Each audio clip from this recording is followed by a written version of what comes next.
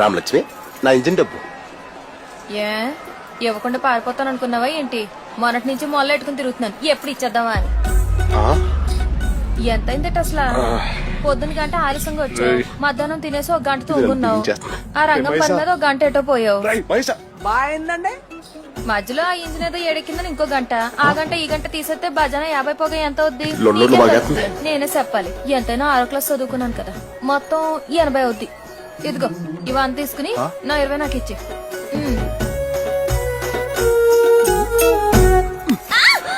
వంద తీసుకుని 20 ఇవ్వమంటే గిలుతున్నా పెట్టి. ఓ అదా విషయం. మనం తీసుకుని 20 ఇవ్వాలి అంతే కదా. సిల్లర్ లేదు, రేపు ఇస్తానులే.